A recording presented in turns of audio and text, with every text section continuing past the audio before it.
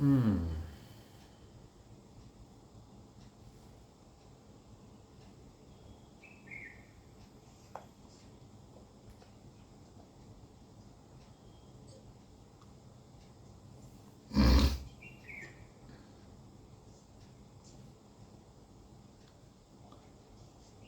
अब या वही पढ़ लेते हैं, 86 नंबर का था थी ना उसका, रहेगा था ना उसकी 86 नंबर का था कि पेज नंबर 245, निकाल लो इसको। ये पढ़ लेते हैं, ख़त्म हो जाएगा, ये पूरा हो जाएगा 10 मिनट में। इसकी गाथा भी रहेगी थी,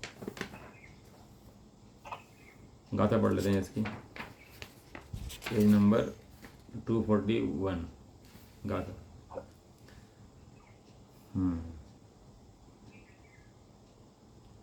जमहादुवत् भावम् ओनल भावं च दो विकुवन्ति तेण दुमिच्छा दिट्ठी दो क्रियावादिनो हुन्ति जीवे भावे पुदे गले भावे दोनों भावे को आत्मा करे इससे ही मिथ्या दृष्टि ऐसे द्विक्रियावादी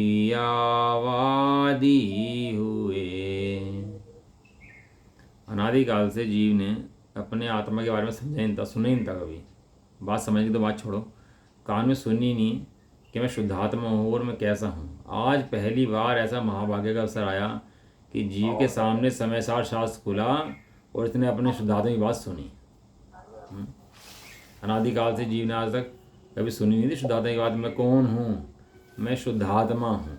ऐसा जीव ने जाना ही नहीं आज तक, बताओ। और इसने अब भी अगर बात सुनकर अनसुनी कर दी, आवाज आ रही है? आ रही है। इसने अब भी अगर बात सुनकर अनसुनी कर दी और ध्यान से नहीं सुना इस बात को और समझा नहीं, तो ही मिथ्या दृष्टि रह जाता है। सुना सब बेकार हो जाता है इसका भैया।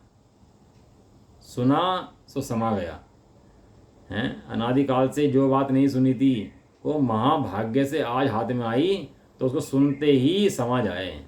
जैसे रतन मिलाता ना, उसको लगा पत्थर है तो रतन ला करके घर में रख लिया और उससे सुई में ताकत पिरो रहा है। रतन से क्या कर रहा, सुई, रतन की रोशनी में सुई में ताकत पिरो रहा है। रतन उसकी जन्म जन्म की गरीबी दूर करते, देता दूर करते। रतन के अंदर ताकत इतनी है, वो कर क्या रहा, उससे सुई पोरवे काम कर रहा है। ऐसे ही हमने शुद्धात्मा पढ़ लिया और शुद्धात्मा पढ़ क्या कर ले, हाँ ठीक है, थोड़ी मंद कषाय कर ली, थोड़ा स्वाध्याय सुन लिया, बस इतना ही काम है इसका। अरे अनंत शक्ति का धारी है तू, अनंत शक्ति का धारी। सुन करके कान खड़े हो जाने चाहिए एकदम, इतनी बात सुन करके आश्चर्यचकित हो जाना चाहिए कि क्या बात कह रहे, तू अनंत शक्ति का धारी है, तूने आज तक अपनी ऐसी शक्ति पहचानी नहीं, ऐसी शक्ति का धारी तू है। और ये बातें सुन करके हाँ ठीक है भैया है तो कोई बात नहीं है, तो वो क्या है कि वो फिर उसका मुँह में बह जाता है सारा। मोह जो है सारा रस चूस लेता है इसका, सब खा जाता है इसका। जैसे वो है ना, वो जो बुढ़िया है, वो रस्सी बुनती रहती है और पीछे बकरा खाता रहता है। वो रस्सी बुनती रहती है, पीछे बकरा खड़ा रहता है, बकरा खाता रहता है। तो सारी रस्सी, वो सोची रस्सी बुन रही हूँ और बकरा खा रहा है सारी सारी। ऐसी मोह है इसका। ये सोचता है पढ़ रहा हूँ, मन कषाय करता है और सारा इसका मोह खा जाता है। क्यों? शुद्धात्मा की महिमा जब तक इसको नहीं आएगी ना, अपने स्वरूप की महिमा, केवल ज्ञान स्वभाव की महिमा, जब तक प्रमाण के विषय शुद्धात्मा पर जाकर नहीं बैठेगा ना, तो इसको न्याय का विषय शुद्धात्मा कौन वो समझ में आएगा ही नहीं इसको वास्तव में। पहले कंडीशन क्या है कि दो को भिन्न कहा है, दो को भिन्न जाकर के कह मत, अब आत्मा को जाकर के देख। क्या कहा? अपने आत्मा को जाकर के देख। अपने ज्ञान से बाहर जाए ना, जैसे अपने ज्ञान की आराधना करें, तो ज्ञान की आराधना करें तो आनंद आए, और ज्ञान से बाहर जाए तो आश्रम शुरू हो जाता है। वो आश्रम में हे भाषे तो धर्मात्मा है। अगर उसको आश्रम में आनंद आ रहा है भी तो धर्मात्मा नहीं है, तो मिथ्या दृष्टि है, मोही है। अपना शुद्धात्मा है ना। अपना उपयोग किसके लिए है? अपना उपयोग अपने लिए है कि पर के लिए है? अपना उपयोग अपने में जाए तो आनंद आए और पर में जाए तो खेद आए। इसे कहते हैं धर्मात्मा व्यक्ति। पर में जाता है, बात बराबर है, लेकिन पर में जाने के बाद खेद भी ना आए अगर, अरे पर में जा रहा है, बात ठीक है। आश्रव हैं, आश्रव दुक्कार घनेरे, आश्रव हे हैं, भोग हे हैं। यह राग आग दहे सदा, ताते समामृत से ये, चिर भजें विषय कषाय अब तो, त्याग निजपद बेइये, कहाँ रचियो पर पद में ना तेरो पद, यह क्यों दुख सहे, अब दोल सुन स्वपद रची, दाव मत चूको यह। कहाँ रमता है भैया, राग आग लगनी चाहिए, आश्रव दुख लगने चाहिए, हे लगने चाहिए, तब जाके वो धर्म की शुरुआत होगी भाई। हैं? व्यापार में हानि हो रही हो तो आराम से बैठा हो, बताओ व्यापारी है कि नहीं है? व्यापारी कायदे का व्यापार में हानि हो रही हो, आराम से बैठा दे हो, उसको चैन की बांसुरी बजा रहा हो, तो वो हो जाएगा रोम जल रहा था और नीरू बांसुरी बजा रहा था। हैं? अरे तेरे अंदर आग लगी है पूरी की पूरी आश्रम की, कर्मों की, और तू चैन की बांसुरी बजा रहा है, ऐसा कैसे संभव है? हैं? स्वयं शुद्धात्मा भगवान हैं? पाप अच्छे लगते हैं, इसका मतलब ये धर्म बुरा लगता है। ये संभव है, पिछले 2 साल से या 2.5 साल से मैं पढ़ता आ रहा हूँ, जो मैं समझा हूँ अभी तक, और ये बात बहुत अच्छी तरह समझ चुका हूँ, जीव अलग पुद्गल अलग। हाँ, और मैं अब ये यही मानता हूँ, जो मैं कर्म कर रहा हूँ, जो मैं समझा हूँ अभी तक, ठीक है। स्टूडेंट, हर तरीके के स्टूडेंट होते हैं, किसी बहुत तेज दिमाग होता है, किसी का कम होता है, मेरा कम होगा, लेकिन मैं इतना जरूर समझ गया, पक्का समझ गया, जीव अलग पुद्गल अलग। और जो मैं कर्म कर रहा हूँ, ये पुद्गल के लिए कर रहा हूँ। भोग कौन रहा है? पुद्गल भोग रहा है। जीव जो है, जीव जो मैं हूँ, एक्चुअल में मैं हूँ, वो मैं ही हूँ। मुझे क्या मतलब इस बात से? आप सुनो, ठीक है ना, थोड़ा सुनो अब जो है ना, थोड़ी बात शास्त्री पढ़े ना। मतलब पाप अच्छे लगते हैं, मतलब धर्म बुरा लगता है। अभी जीव को पाप में प्रवृत्ति बहुत है, आनंद आता है, लेकिन वास्तव में भैया जो आश्रम है ना, आश्रम में हे बात नहीं, 7 तत्वों के अंदर 7 तत्व श्रद्धा करेगा नहीं करेगा, तो 7 श्रद्धा क्या है कि आश्रव बंद क्या है, आश्रव बंद हे हैं। संवर्ण निर्जरा मोक्ष क्या है, संवर्ण निर्जरा मोक्ष उपादेय हैं। वे हे उपादेय वहाँ कटेंगे, लेकिन जब वो कहेंगे संवर्ण निर्जरा मोक्ष आए कहाँ से, तो कहेंगे शुद्धात्मा की दृष्टि से आए। तो परम उपादेय कौन है? वो शुद्धात्मा परम उपादेय है, क्योंकि उस परम उपादेय की दृष्टि से उपादेय बनाया ये, इसलिए। चलो इसकी टीका पढ़ लेते हैं अपन लोग कि जो ऐसा मानते हैं पुद्गल कर्म करता मैं हूँ और मैं पुद्गल करता हूँ, जो ऐसा मानते हैं वे द्विक्रियावादी हैं, 2 को एक मानते हैं। ऐसा देखो, ये ना बड़ा दूधारी तलवार पे चलने जैसा है समय सार जी हैं, और थोड़ा सा बैलेंस उड़ाए ना तो कट जाए। ये डॉक्टर वॉक्टर हो ना, ये परीक्षा देते हैं, थोड़ा सा ऑपरेशन गलत कर देना किसी मरीज का तो जीवन खराब कर दे उसका। वास्तव में ऐसी बात है। ऐसे यहाँ पर है, थोड़ा सा गलत समझ जाए ना तो अपना जीवन श्रद्धा के अंदर मान ले कुछ भी और जीवन खराब कर ले। इसलिए गुरु आज्ञा में चलना, शास्त्र पूरा पढ़ना, बराबर समझना, ये श्रोता के लक्षण हैं। जैन धर्म का श्रोता माने मोक्ष मार्ग में निकलने वाला व्यक्ति, उसे कहते हैं जैन धर्म का श्रोता कहते हैं उसको। देखो थानी का क्या कह रहे हैं इसकी, पेज नंबर 245 पर। अब द्विक्रियावादी मिथ्या दृष्टि क्यों होता है, ऐसा पूछे जाने पर प्रत्युत्तर देकर उसी अर्थ को दृढ़ करते हैं कि द्विक्रियावादी जो होता है, द्विक्रियावादी माने द्विक्रियावादी किसे कहा इसके यहाँ द्विक्रियावादी उसे कहा जो पुद्गल और जीव को कार्य अलग अलग जानकर दोनों का एक कार्य जानता है ना, जबकि कार्य दोनों के अलग अलग हैं, है ना। जिस कारण से चैतन्य में आत्मा कार्य और अचेतन में जड़ स्वरूप पुद्गल कार्य दोनों को एक उपादान रूप से करते हैं।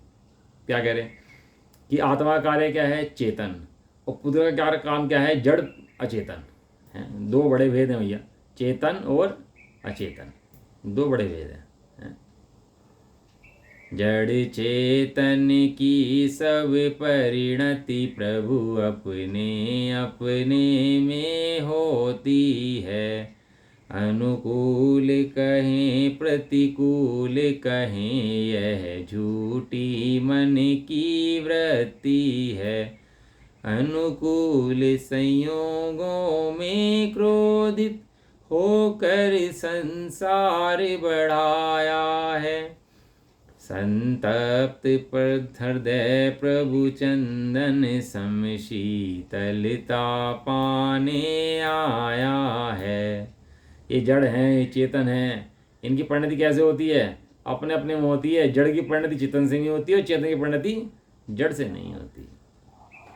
हम तो जबरदस्ती में व्यर्थ में अंदर बैठे खेद करते हैं और किलसते कूदते रहते हैं, होता कुछ भी नहीं है बाहर में वास्तव में। दोनों कार्य एक उपादान रूप से करते हैं, इसलिए एक द्रव्य से चेतन और अचेतन ऐसी दो क्रिया मानने वाले लोग मिथ्या दृष्टि हैं। जो चेतन अचेतन का काम करे, अचेतन चित्र काम करे, जो ऐसा माने वो क्या है, वो मिथ्या दृष्टि है।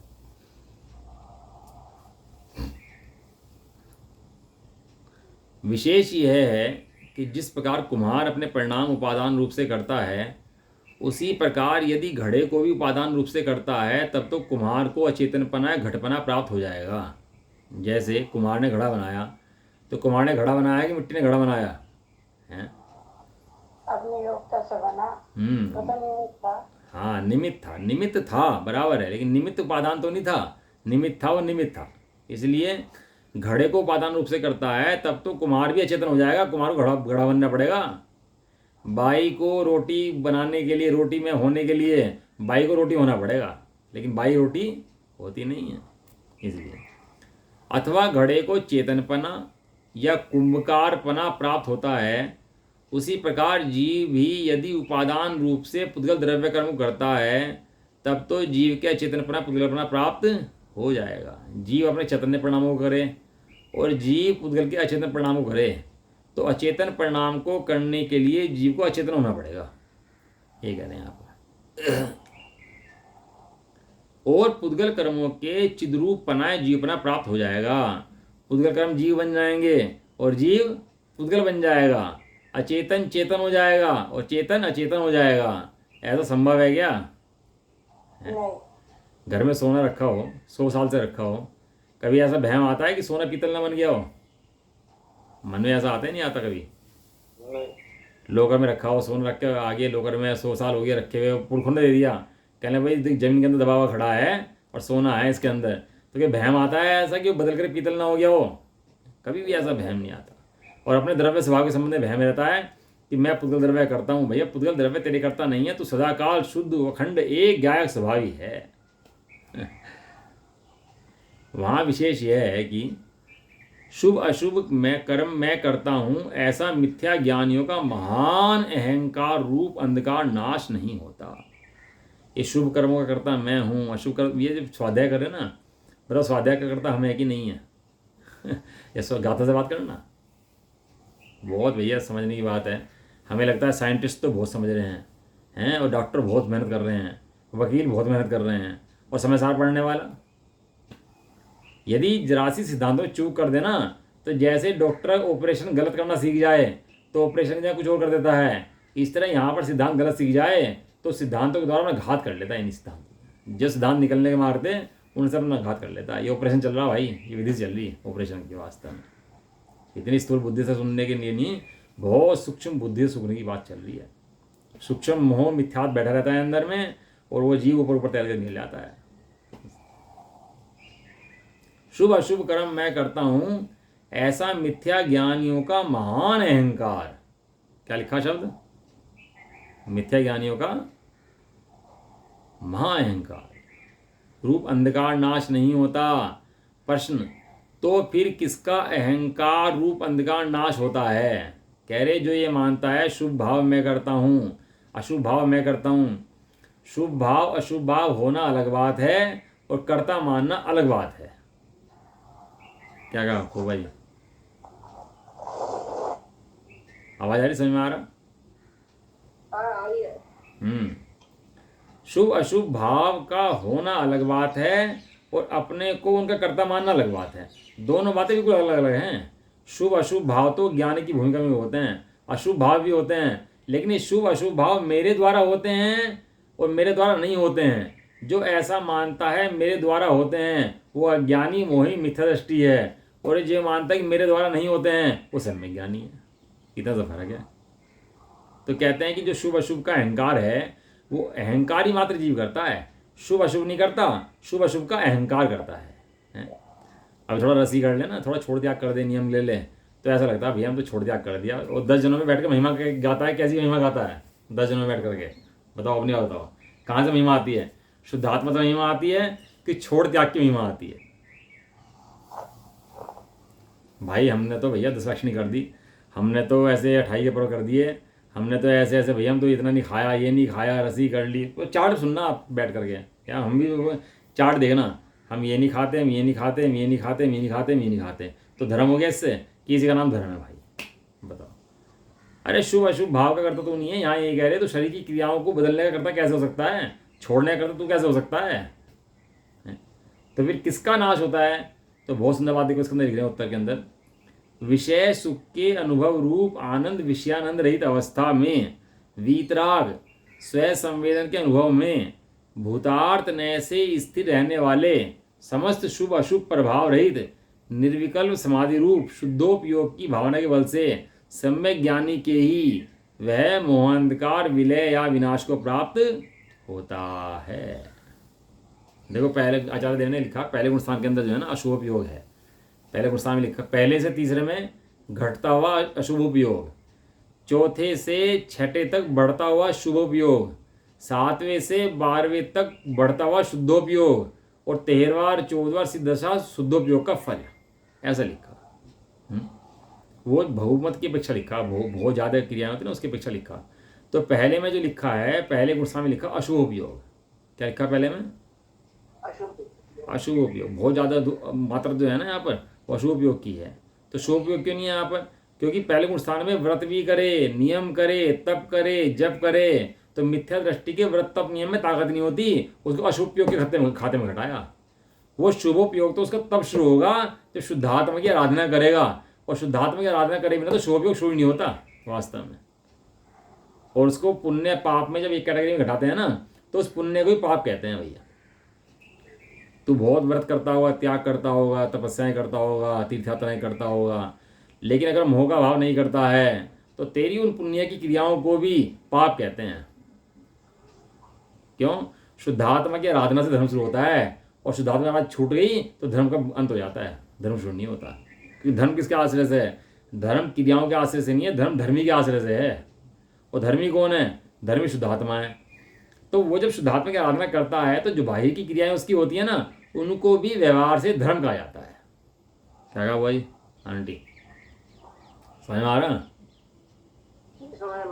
जो जीव शुद्धात्मा की आराधना करता है, अब ये आदिनाथ भगवान कैलाश पर उससे मोक्ष गए है ना, और यदि शिखर जी से मोक्ष ले जाते कोई दिक्कत थी? लेकिन कैलाश पर पूज्य हो गया। क्यों हो गया? अकेले अकेले गए वहां से, भाई जहाँ सब जा रहे वहां चले जाते, तो वहां जा गए तो कैलाश पर्वत पूज्य हो गया। क्यों पूज्य हुआ? कि आदिनाथ भगवान ने, हाँ आदिनाथ भगवान ने आत्मा की साधना की, इसलिए कैलाश पर्वत पूज्य हुआ। और आदिनाथ भगवान वहां नहीं जाते तो कैलाश पर्वत पूज्य नहीं होता। तो इसका मतलब क्या हुआ? जहां जहां आत्म साधक जी जाएंगे वो स्थान प्रसिद्ध हो जाएगा। जहां चरणन संतों के बसेंगे वहां तो संत चाहिए ना भैया। अब मिथ्या दृष्टि कहीं जाकर आराधना करते तो प्रसिद्ध नहीं होता, लेकिन जो आत्मा के आनंद में मस्त हैं वे कहीं खड़े हो जाएंगे तो धरती पूज्य है। अब बताओ धरती पूज्य कैसे होगी? क्यों? क्योंकि अब आत्मा की साधना करने वाले आचार्य उपाध्याय साधु खड़े हुए तपस्या कर रहे थे, वो धरती पूज्य होगी। इसलिए कहा कहीं मुनराज के चरण हो तो उनकी मस्तक, उनकी रज चरणों की अपने मस्तक पर लगाए तो धन्य हो जाए। क्यों? क्योंकि वो आत्मा की साधना करने वाले हैं और हम आत्मा के साधक हैं, तो इसलिए उनकी हर चीज़ में आनंद आता है। अब वो ऐसा नहीं कहता भैया क्या फ़र्क पड़ रहा है, तो धरती है तो अलग है, मुनराज अलग हैं, ये तो आत्मा अलग है, ऐसी बातें। वहाँ उसको भक्ति आती है, भगवान को देख के भक्ति आती है, मुनराज को देख के भक्ति आती है। अब वो निश्चय भाव का पूरा सुमेल बैठता है इसके अंदर, करें क्या? कौन जीतता है इसको? समस्त शुभ अशुभ को जो वीतरागी समाधि में स्थित है, जो वीतरागी अपने आत्मा को जानता है वो जीत लेता है, और जो वीतरागी आत्मा को नहीं जानता वो भार में लगा देता है। यह महान अहंकार रूप विकल्प जाल के नष्ट होने पर पुनः बंद भी नहीं होता, ऐसा जानकर बाह्य विषयों द्रव्यों के विषयों में इसे मैं नहीं करता या इसे मैं करता हूँ, इसे मैं करता हूँ, इसे मैं नहीं करता, ऐसा दुराग्रह छोड़कर। सही पकड़ लिया आपने, बहुत बढ़िया गाथा रहेगी थी। ठीक है इसकी, अच्छा हुआ, मुझे ऐसे होना चाहिए वास्तव में। मुझे वास्तव में ये बढ़िया करा, मतलब हाँ फिर पढ़ाने में मन भी लगता है। देखो जो सुन रहे हैं ध्यान सुन रहे हैं, इसका मतलब तो पढ़ाने में मन भी अच्छा लगता है। हम तो पूरा याद रहता है, तो कई बार पढ़ चुके हैं ना शास्त्र को, तो याद रहता है गाथाएं कौन सी क्या हैं, क्या कह रहे हैं इसके अंदर। हम तो कई बार स्वाध्याय हो चुका है ना, रह जाता है बहुत सा विषय। कह रहे हैं कि ऐसा अहंकार है, ये मैं शुभ अशुभ भाव को करता हूँ, ये क्या है? ये अहंकार है। हमारे अनंत सिद्धाचार्य हैं, मुनराज हैं, उनको अहंकार नहीं होता। ये पहले कुछ स्थानवर्ती जो व्यक्ति है ना, ये छोड़ छोड़ करके धर्म मानता है, इसका नाम अहंकार है। दान देता है तो अहंकार करता है, त्याग करता है तो अहंकार करता है, और इसे कहते हैं मान का त्याग कर, और ये त्याग का मान कर लेता है।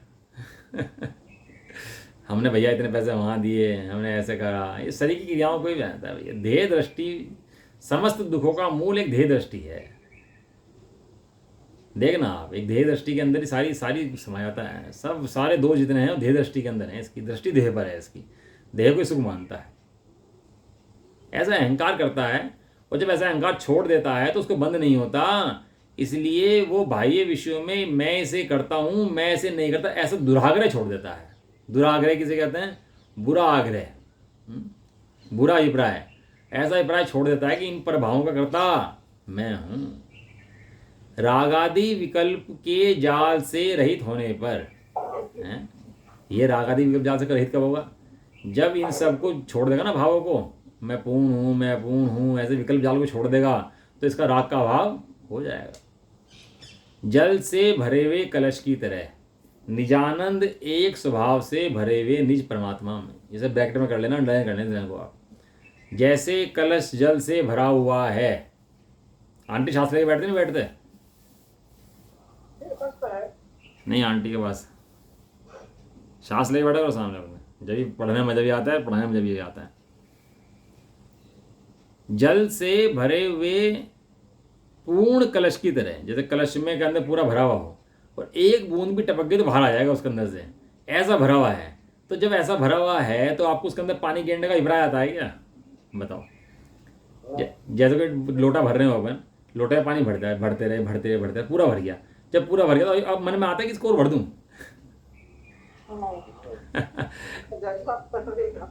कि इसके अंदर और ज्यादा से गया तो जितना है ना वो भी बह जाएगा इसके अंदर से, इतना भरा हुआ है। तो अब उसके अंदर मन ही नहीं आता कि इसको और भरूं।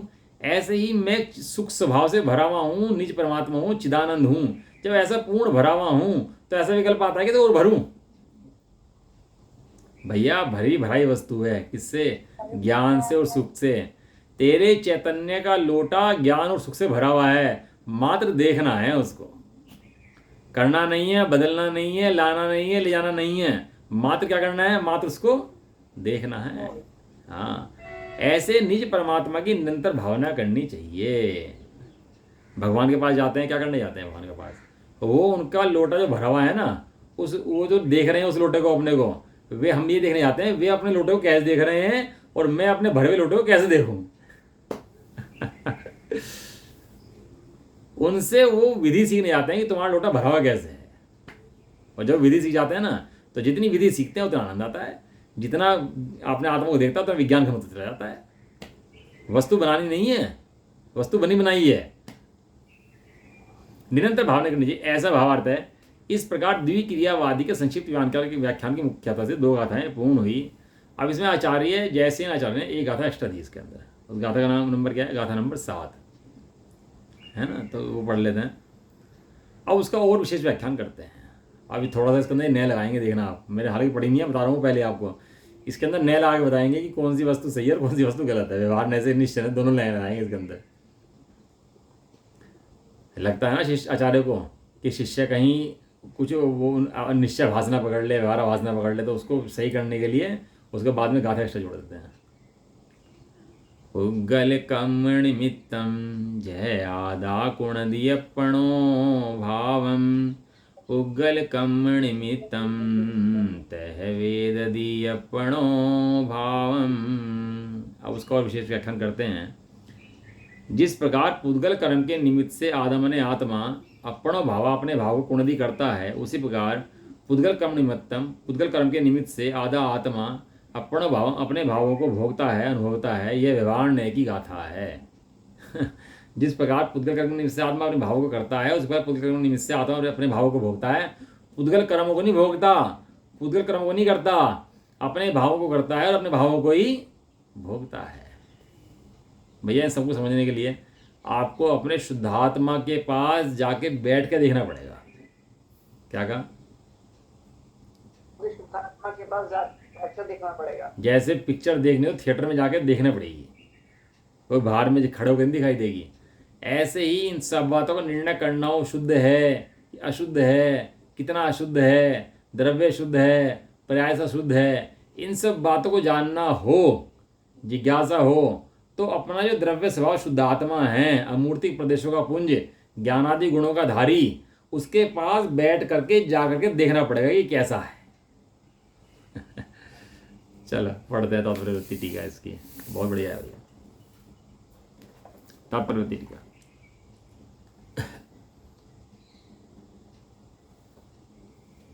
उदय में आए वे कर्मों को निमित्त करके जिस प्रकार आत्मा निर्विकार स्वयं संवेदन परिणाम से रहित होता हुआ आत्मा संबंधित सुख दुख आदि भाव का परिणाम करता है, उसी प्रकार उदय में आए हुए कर्मों का निमित्त पाकर शुद्धात्मा की भावना से उत्पन्न वास्तविक सुख स्वाद को अनुभव ना करता हुआ उन्हीं कर्म के उदय के निमित्त से उत्पन्न स्वकीय रागादि भाव को वेदन करता है, अनुभव करता है, परंतु द्रव्य कर्म रूप प्रभाव को वेदनीय अनुभव नहीं करता, ऐसा अभिप्राय है।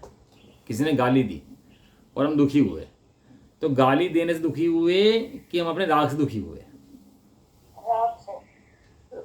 गाली से दुखी नहीं हुए ना।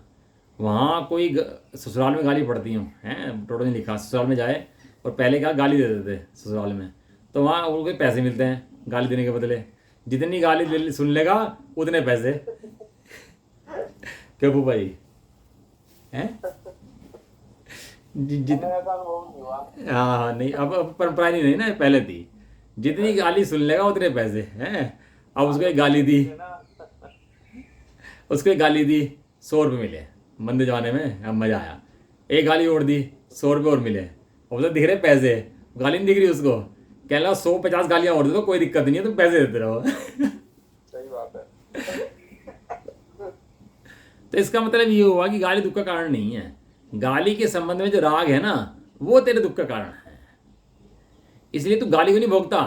गाली इसने मुझे गाली दी, ऐसा जो अज्ञान है उस अज्ञान में जो तेरे क्रोध उत्पन्न हुआ है उस क्रोध को भोगता है वास्तव में। तो यहाँ पर ये बात कह रहे हैं कि आत्मा जो है भैया उदय में आए हुए कर्म को नहीं भोगता। यदि आत्मा सर्वथा उदय में आए हुए कर्मों को भोगे तो आत्मा कभी संसार से मुक्ति ना हो पाए। ऐसी अवस्था आती है, शुद्धात्मा अपने बारे में समझता है, कर्मों का उदय आता है, ये कर्मों से जुड़ता नहीं है, और जब कर्मों से नहीं जुड़ता तो उसके उदय को भी नहीं भोगता, और शुद्धात्मा जुड़ता है तो शुद्धात्मा भोगता है। ये आत्मा जो चाहे उसे भोगता है, पर को चाहे तो पर को भोगता है, स्वयं को चाहे तो स्वयं को भोगता है। ये आत्मा स्वतंत्र है। गाथा नंबर 16 प्रवचन सार जी, कौन सी गाथा? गाथा नंबर 16 पढ़ना। स्वयंभू लिखा, स्वयंभू बहुत इंपॉर्टेंट गाथा है वो। स्वयंभू, वो जो आत्मा है वो अपना कार्य करने के लिए स्वयंभू है, अपने शुद्धात्मा को देखने के लिए भी स्वयंभू है, और राग करके भाव मरण करने के लिए भी स्वयंभू है। वो आत्मा अपना काम स्वयं करता है, स्वयंभू। षटकारक उसके अपने अंदर होते हैं। पुद्गल द्रव्य जीव को करे ऐसा नहीं है, वो जीव स्वयं अपने राग को करता है, और जीव स्वयं अपने राग का अभाव कर सकता है और भगवान बन सकता है। ऐसा तो वो कर्मों को नहीं भोगता, वास्तव में किसे भोगता है? अपने राग आदि को ही भोगता है। मिथ्या दृष्टि की अपेक्षा गाथा है। अब कह रहे हैं पर द्रव्य के कर्तापने की मान्यता को अज्ञान कहकर यह कहा है कि जो ऐसा मानता है जो मिथ्या दृष्टि है। यहाँ आशंका उत्पन्न होती है कि मिथ्यात्वादी भाव क्या वस्तु हैं। यदि उन्हें जीव का परिणाम कहा जाए तो पहले रागादिक भावों को पुद्गल का परिणाम कहा था, उस कथन के साथ विरोध आता है। और यदि पुद्गल का परिणाम कहा जाए तो जिसके साथ जीव का कोई प्रयोजन नहीं है उनका फल जीव क्यों प्राप्त करता है, इस आशंका को दूर करने के लिए गाथा कहते हैं। चर्चा अपनी लोगों होगी थी इस गाथा की, तो है ना, उत्थानी की चर्चा भी होगी थी। ये उत्थानी का थी ना, उत्थानी की चर्चा तो हमारी होगी थी। बस खाली जैसे आचार्य की दो ये टीका और 2 गाथा रहे ना, ये रह गई थी, ये चर्चा हमने कर ली। तो उन्होंने बहुत बढ़िया कह दिया, भैया अपने चिदानंद आत्मा को छोड़े तो बाहर अच्छा लगे, और चिदानंद आत्मा को पकड़े तो अंदर अच्छा लगे। इस जीव ने वास्तव में अपना अंतरंग स्वभाव द्रव्य स्वभाव देखा नहीं है, इसलिए उसको बाहर की अच्छा अच्छी लगती है। एक बार अपना स्वभाव अपने अंदर किताब खोल के देख ले, रहस्य देख ले अपने अंदर, कितने रहस्य भरे हुए हैं। एक एक प्रदेश के अंदर अनंत आनंद अनंत सुख भरा हुआ है, और ऐसे अनंत आनंद अनंत सुख का तो पिंड है, पिंड भरा हुआ है तो अनंत आनंद अनंत सुख से। ऐसी बात जीव ने सुनी ही है ना, राग का करता अपने को मानता है। ये भैया ज्ञानता है, वो उस अज्ञान का भोग करता है वास्तव में, है ऐसा। और ये बात सुन करके जो जीव बहाने मारे अब भी ना अपने को देखे, तो तो वो भी अज्ञानता का भोग करता है। लेकिन इन बातों को सुन करके जो जीव शुद्धात्मा का अनुभव करता है वो अपने आनंद का भोग करता है। सारा धर्म समझ में आ जाता है उसको, सारे न्याय समझ में आ जाते हैं, सारा अनेकांत समझ में आ जाता है। द्वादशांग पढ़ पढ़ के द्वादशांग ज्ञान नहीं होता। क्या कहा? द्वादशांग पढ़ पढ़ के द्वादशांग का ज्ञान नहीं होता, आत्मा को जानने से द्वादशांग का ज्ञान हो जाता है। गाथा लिखी इसके अंदर। वो भले बाहर में कुछ नहीं जानता हो, लेकिन अपने आत्मा को जानता हो तो द्वादशांग को जानता है, और द्वादशांग को जानता हो और अपने आत्मा को नहीं जानता हो तो कुछ नहीं जानता है। द्वादशांग का सार कहाँ है? द्वादशांग का सार तुम्हें शुद्धात्मा है भैया। जब शुद्धात्मा जाने वो द्वादशांग को जानता है। एक कमा कमा के चक्रवर्ती नहीं होता। कोई सोचे कमा कमा के चक्रवर्ती हो जाऊं, तो कमा कमा के नहीं होता चक्रवर्ती। उसके ऐसी लब्धि होती है कि सहज ही उसको चक्र का योग होता है और बाहर में उसका साम्राज्य हो जाता है।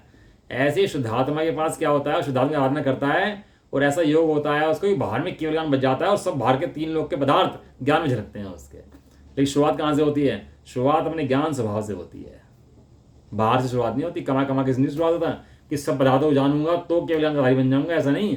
शुद्धात्मा को जानेगा तो केवल ज्ञानधारी बनेगा। 3 लोग 3 काल को जानते हैं ना, 2 तरीके हैं। 3 लोग 3 काल को वहां जाकर जानते हैं कि अपने ज्ञान स्वभाव को जानते हैं। 3 लोग 3 काल यहाँ पे जानने में आता है। बताओ जी। तो ज्ञान स्वभाव को जानते हैं तो जानने में आता है। हाँ, कहीं भी जानने में आ जाएगा। तो अगर जा जाके जानने देखना चाहे ना तो अनंत आकुलता हो जाएगी अनंत को जानने की। अनंत का दुख का वेदन हो जाएगा उसको। लेकिन व्यवस्था क्या है कि अपने ज्ञान को जानता है तो सारे यहीं बैठते हैं और यहीं जानते हैं। राजा होता है ना, तो राजा दरबार में बैठता है अपने, और सब मिलने कहाँ आते हैं? दरबार में आते हैं। दरबार में राजा से मिलने आते हैं। देखो कितनी बढ़िया व्यवस्था है। ऐसे ही जो अपने को चैतन्य राजा स्वीकार कर लेता है तो 3 लोग 3 काल के पदार्थ उसके दरबार में ढोक देने आते हैं यहाँ पर। वो चैतन्य राजा कहीं नहीं जाता। इसी का नाम अरहंत है, इसी का नाम सिद्ध है भैया। अपने चैतन्य राजा की अनुभूति, अपने चैतन्य राजा, चैतन्य साम्राज्य, चैतन्य सम्राट को देखना, इसका नाम ही वास्तव में मोक्ष मार्ग है और इसका नाम आनंद की अनुभूति है। चलो इस समय बहुत हो गया। निज निधि निज में बताई,